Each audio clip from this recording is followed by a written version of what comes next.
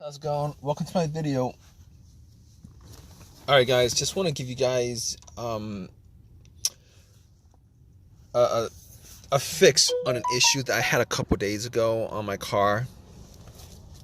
Alright, so basically it's like this.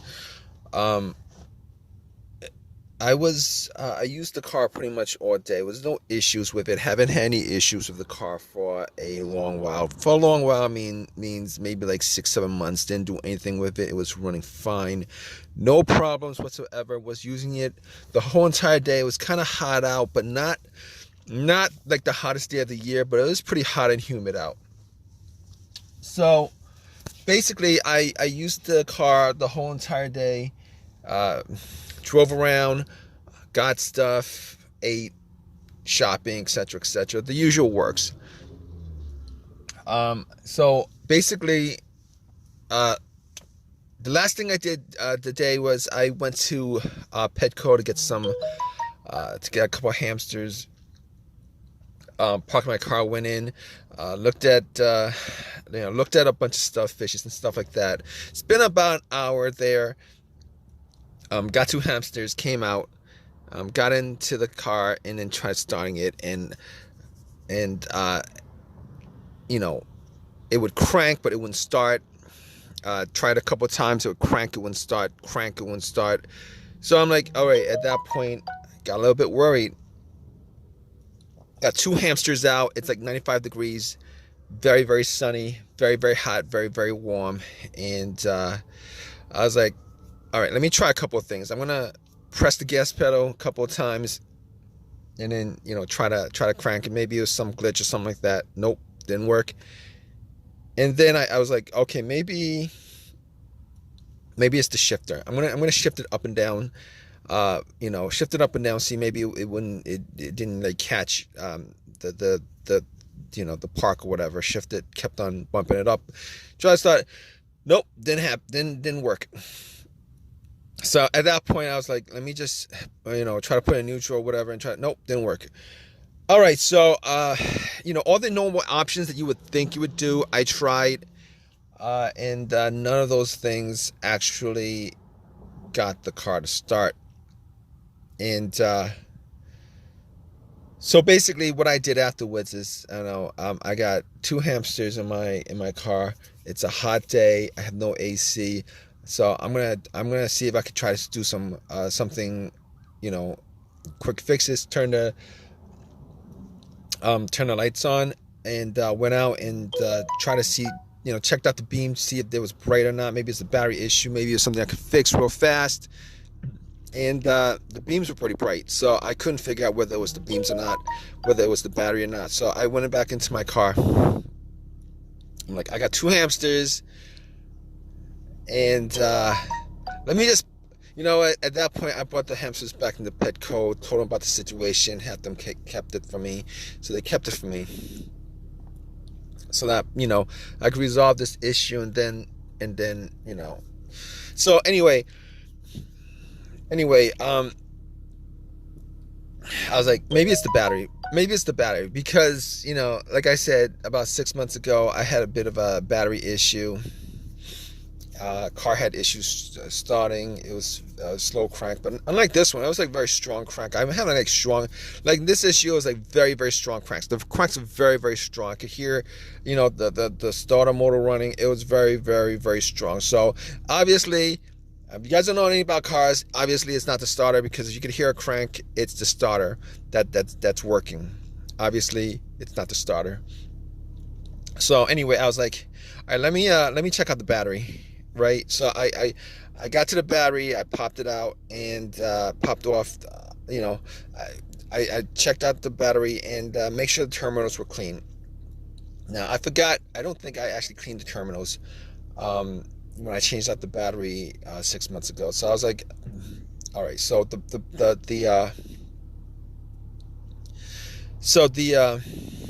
battery was, there was some corrosion on the battery. So I got a bunch of paper towels, and then I got Coke that I got from McDonald's that I didn't drink all the way. And I poured the Coke, a little bit of the Coke on the terminals, just to have it fizz. and I took some paper towels and I cleaned off the terminals. And then I put it back on. Now, they weren't like super tight to begin with, but they were tight enough that I could wiggle it off. So tight enough that I could wiggle it off means that, you know, it was on there pretty good. Anyway, I cleaned it off pretty good, and try to start it again. It would crank, and then crank, crank, crank. Did it a couple of times. All right, at that point, I kind of knew that the battery wasn't the issue, you know. So, but anyway, I did get about 6 months ago. I did get a NOCO booster pack to jump the battery just in case I had issues again, and haven't used it since. It was charged up to 100%. Took it out, and it was like at 75%. 75%. So anyway, regardless, I popped it on, and then I tried to start the car, and what do you know? What do you know, guys? Take a guess what happened. Nope, it didn't start. It didn't start. Same thing, same situation. It would crank. So it helped me resolve. An issue. Just as far as diagnosing, you know, I knew it wasn't a battery. So I knew it wasn't a battery. It wasn't the starter.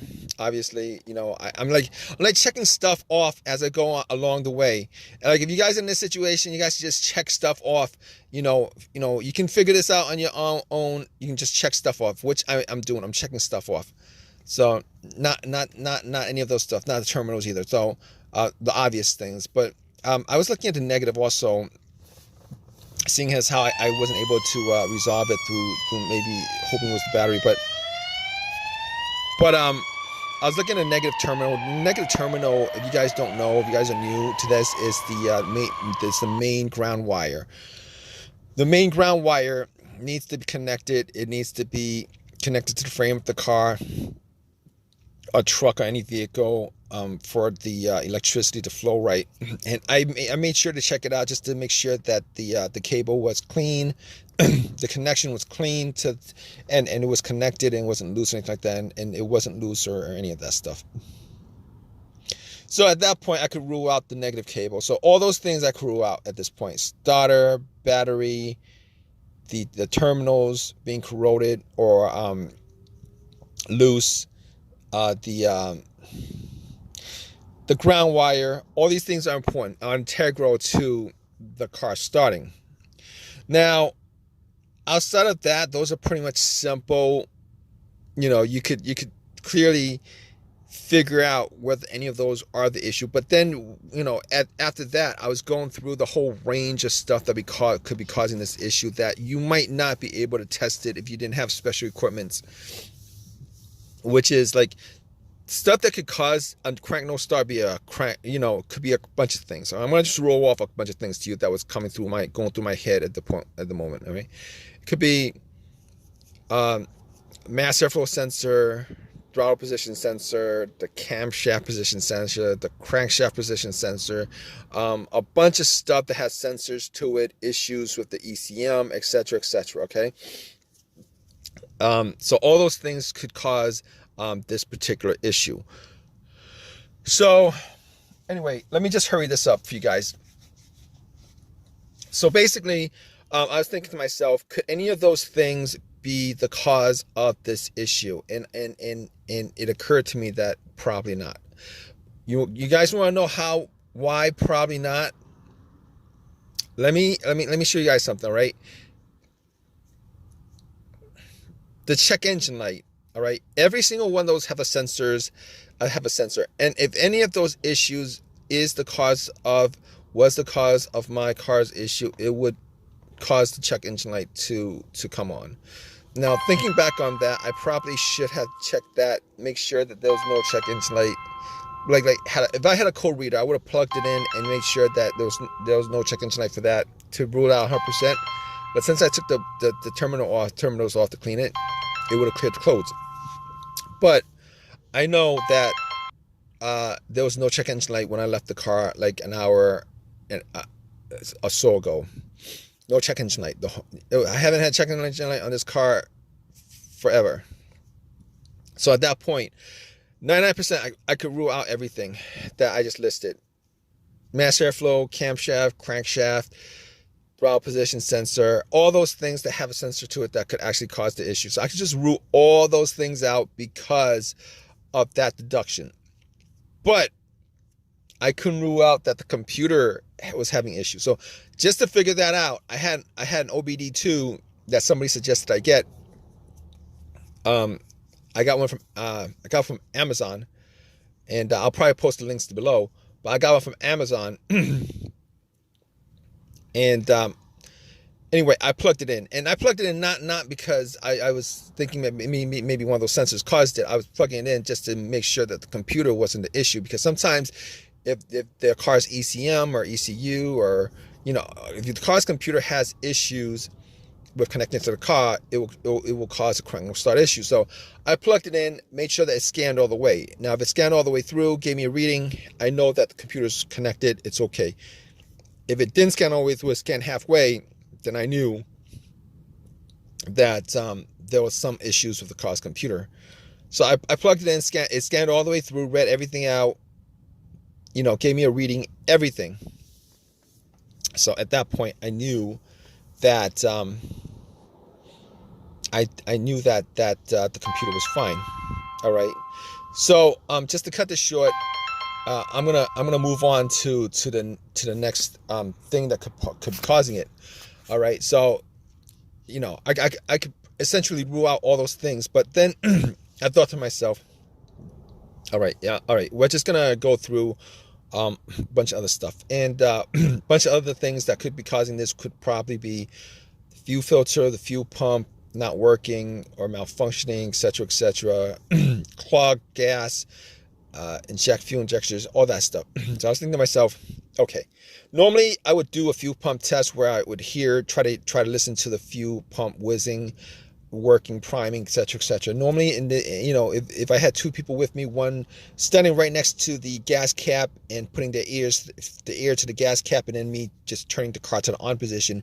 Normally, you turn it to the on position, you could hear, if you were close enough to the fuel pump, you could hear the fuel pump priming, which is like a motorized whizzing sound where it just, a little fuel pump just priming the lines. Priming the lines, the fuel to the engine. And now, so basically, it was me and technically the two hamsters, but it was just me. So I got back in my car. I turned off everything, the blower motor, the radio, and all that stuff. It was very hot. It was very, very hot that day. Very, very, very hot. Very, very, very hot. Anyway, got back in my car, rolled up all the windows, and then I turned to on position a couple of times. Sat in my car, and in the heat, tried to listen to the sound, see if I could hear anything, like see if I could hear a whizzing sound, like zzz, zzz. Or zzz, like a kind of buzzing sound. All right, so try to hear some kind of buzzing sound, zzz, something like that. Right? It's a low buzzing sound from the motor. See if I could hear it. And guess what, guys? Guess what? Unfortunately, I couldn't pick up anything. Fortunately, I could not pick up anything. So that was a bummer. That was a bummer for me. I couldn't pick up anything. So I was like, okay. All right. So since we couldn't figure anything out, do that. We are going to go to and check out the fuses and the relays. All right. So just to hurry this up along, guys. Fuses and relays. So I'm checking out the fuses and relays. I'm checking out the fuses. All right, got to the fuses, checked out the fuses, and I had a little flashlight just to, check out the fuses, made sure that there was no browning on top, like none of the fuses were blown or burnt or whatever. And I was looking at the fuses, try to see if I could smell any kind of burnt smell, and I could not smell anything that was burnt. Wasn't able to smell any kind of burnt smell. Looked at all the fuses. They looked all right to me. All right. Didn't see a problem with any of the fuses. They looked all right to me. So I was thinking to myself, all right. Did not have a fuse tester with me. Was not able to I was able to see. I mean, I was very, very sure, 90% sure that there was no issues with the fuses because they didn't look like they were burnt to me, through eyesight. So anyway, I moved to the relays and looked at the relays, looked at all the relays. Well, I didn't look at the relays, but I focused specifically on the fuel pump relay. I was like, there's a chance it could be the fuel pump relay that went bad. And now normally you would be able to test that out if you had some kind of, actually you could do that with a starter, but you can't really do that with a fuel pump relay because you still have to listen to the fuel pump. The only way to check out if the fuel pump was working is if you listen to it, or you could use starter fluid. I didn't have starter fluid. So basically, let me just cut this short, guys. Let me just cut this short. All right, so basically what I did was I looked for another relay. I checked out where the fuel pump relay was. I took it out. I took some Coke, poured it on a tissue, cleaned it out, popped it back in, tried to start it. It didn't start. It cranked the same way it was. It cranked. So I was looking for another relay, and then I swapped it. I forget what that relay was connected to, what component car it was for, but I swapped it. And then I got back into my car, and I was like, "Oh man, if this doesn't work, I'm gonna get my car towed." And I was thinking that I didn't think it was gonna work, but guess what? I turned it on, and what do you guys think happened, guys? What do you guys think happened? I turned it on, and went, bam, guys, it worked. Cranked. It cranked up. It cranked up, and it started, and it ran, and it ran. It started, and it ran, guys. So at that point, I knew if this happened to you guys, where you guys swap up the relay, and it started, 100% that the relay was the issue. Anyway, the relay was the issue. So I drove my car. Got the two hamsters back. Turned the AC on. Hot day, sweating like crazy. My t-shirt was drenched in sweat, muggy, and happy ending, guys. It was a very, very, it was a great ending because I went to AutoZone. Definitely got another relay for like $15. Popped it back in. I literally drove there with it swapped out, and then obviously I took the bad relay from whatever component that was, put the good relay in the fuel pump, and swapped that other relay out, and has been working ever since. It's been working ever since. So I hope this story wasn't too long. Just to cut it short for you guys. Again, I'm sure you guys want to get back to diagnosing your car after watching this video, and hopefully this has helped you guys out as far as figuring what the issue is with your vehicle. But in any case, there's a comment section. Please leave a comment in the comment section. Please give me a thumbs up. Please subscribe. All that good stuff, guys. I hope you guys have a fix as easy as the one that I had on mine, guys. All right, take care.